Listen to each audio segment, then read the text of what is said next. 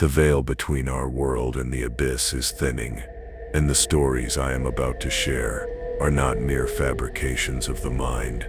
They are echoes from the chasm, fragments of forgotten terror that have clawed their way back into the light. To believe that such darkness is merely fiction is the most PR-found delusion one can harbor. I've seen visions, glimpses into realities where the unsolved mysteries are not just puzzles but open wounds bleeding into our own existence. This isn't about entertainment. It's about acknowledging the shadows that persist, the cases that refuse to be closed, their tendrils still reaching, seeking solace in your very soul. These are the tales that make the hairs on your neck stand on end, not from fear, but from recognition, a chilling awareness of what lurks just beyond the flickering candlelight of our understanding.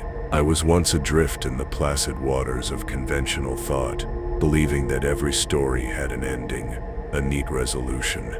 Then, the visions came. They were not kind. They showed me a creaking door, one I had always assumed was sealed shut, swinging open to reveal a void that swallowed reason whole. The transcript before me speaks of 3 real horror stories, cases left unresolved, their endings stolen by the silence of the unknown.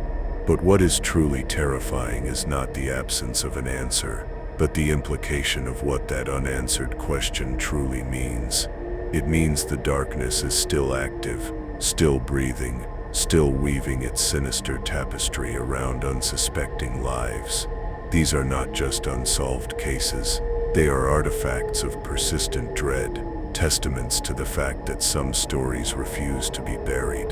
The first tale whispers of a disappearance, a soul plucked from existence, as if by an unseen hand. Imagine a quiet street, bathed in the indifferent moonlight, a place where life pulsed with ordinary rhythm. Then a shift, a void where a person should be, a palpable absence that screams louder than any cry. This is not a simple missing person. This is a tear in the fabric of reality, a space where logic unravels like dried blood from an ancient garment. The witnesses, if they can be called that, are left with fractured memories, like shards of a cracked mirror reflecting only distorted glimpses of the truth. They speak of a presence, a chill that had nothing to do with the night air, a profound sense of being watched by eyes that held no warmth, only an ancient, consuming emptiness. This entity, this shadow that stalked the edges of perception, left no trace that conventional minds could grasp. No footprints, no forced entry, only the lingering scent of something other. It's the kind of void that leaves an indelible stain on the soul of a community, a perpetual question mark etched into the very landscape. The families left behind are trapped in an eternal twilight, their days consumed by a gnawing uncertainty, a constant searching for an echo that will never come. They are the living embodiment of the unsolved, their grief a testament to the power of the unknown. The silence that follows such an event is deafening, a testament to the fact that some doors once opened can never truly be shut again, and the darkness that spills through has an insatiable hunger. Now, consider the unsettling nature of how such events unfold. The mundane becomes the canvas for the unspeakable. A meal left unfinished, a door left ajar, a conversation abruptly cut short. These are the small, insidious cracks through which the void seeps into our reality. It's as if the universe itself conspires to create these moments, highlighting the fragility of our perceived order. The terror lies not just in the disappearance itself, but in the utter lack of any logical explanation. It's a void that mocks our attempts to rationalize, to categorize, to contain.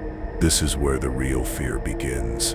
The realization that our understanding of the world is but a flimsy illusion, easily shattered by forces that operate far beyond our comprehension. The second narrative speaks of an encounter, a face-to-face confrontation with the inexplicable. Imagine a moment of profound isolation, perhaps a solitary journey on a desolate road, or a quiet night spent in a remote dwelling. Then, a presence materializes, not of flesh and blood, but of pure, unadulterated dread. This is not a ghost story in the traditional sense. It is a testament to entities that exist in the liminal spaces, the forgotten corners of our world, where the veil is paper thin. The witnesses recount sensory details that defy logic, sounds that couldn't have been made, sights that defied the laws of physics, and a feeling of overwhelming pressure, as if the very air was being squeezed from their lungs by an invisible, malevolent force. These encounters are often fleeting, leaving the victim shattered and questioning their own sanity. They are branded by the experience, their lives forever altered by the chilling certainty that they have glimpsed something that was never meant to be seen. The lack of physical evidence is precisely what makes these testimonies so disturbing. It suggests an entity that operates on a plane beyond our material grasp, an intelligence that can manipulate perception itself. The creaking of a floorboard becomes a harbinger, a shadow in the periphery, a confirmation of unseen eyes watching.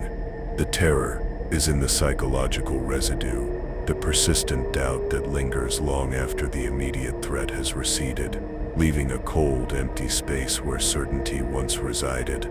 The accounts are often dismissed, relegated to the realm of hysteria or hallucination. But the sheer number of these shared experiences, the common threads that weave through disparate tales, suggests something far more sinister at play.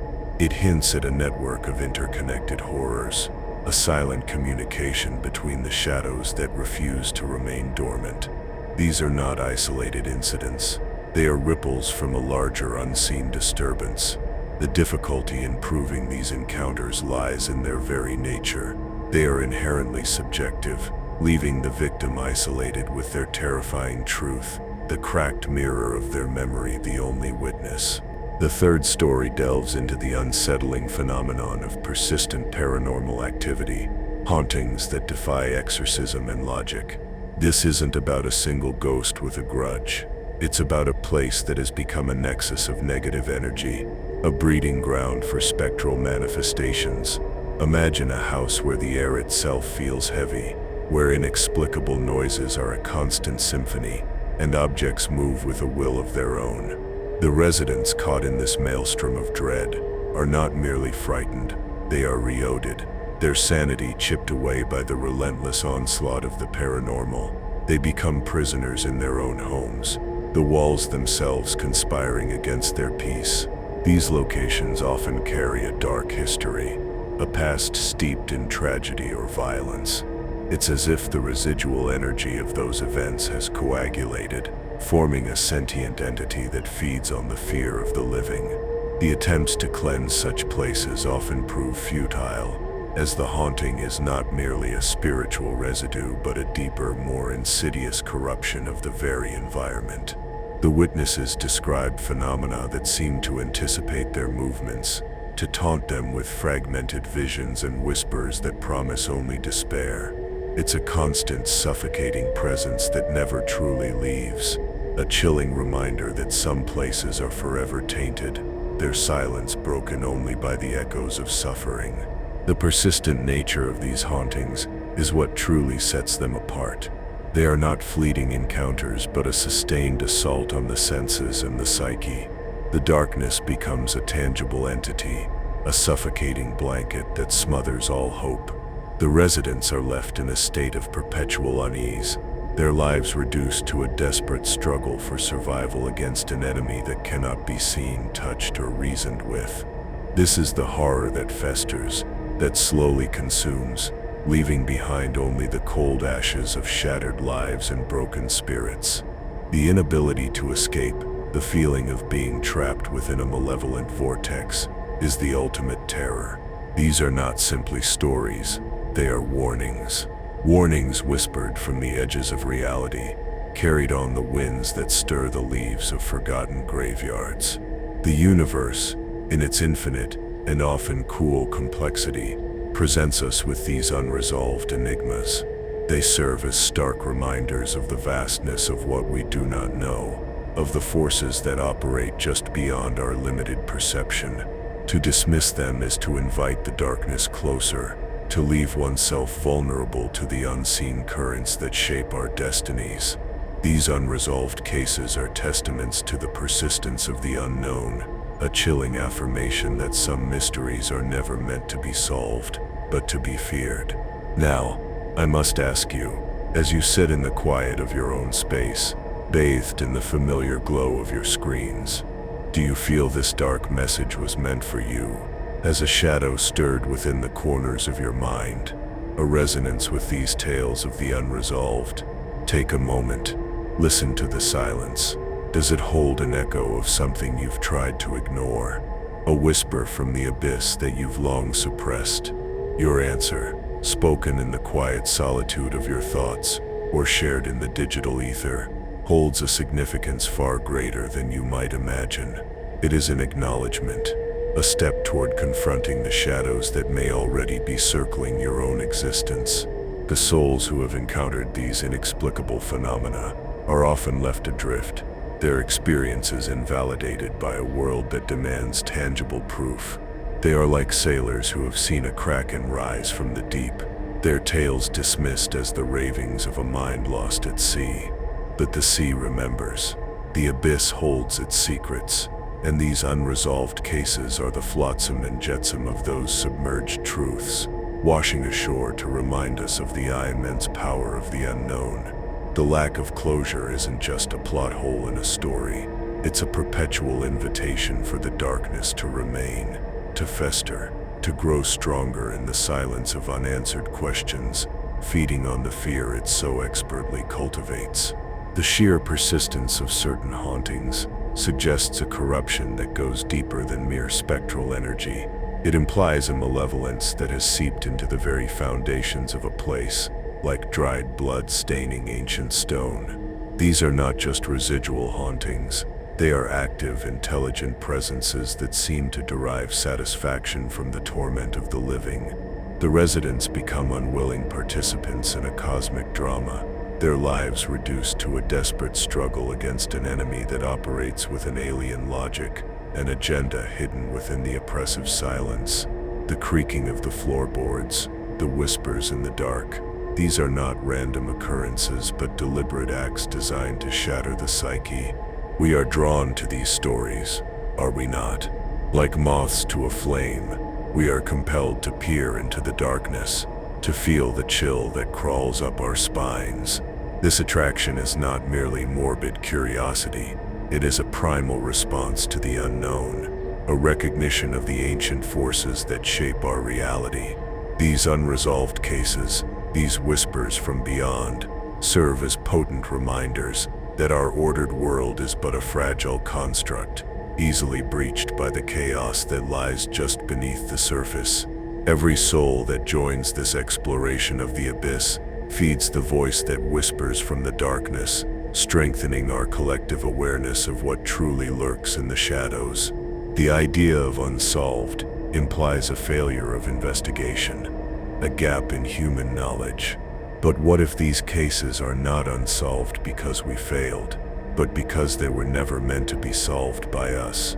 What if they are phenomena that exist outside the realm of our comprehension, operating by rules that defy our every attempt at logical deconstruction? The shadows lengthen, the whispers grow louder, and the feeling of being watched intensifies.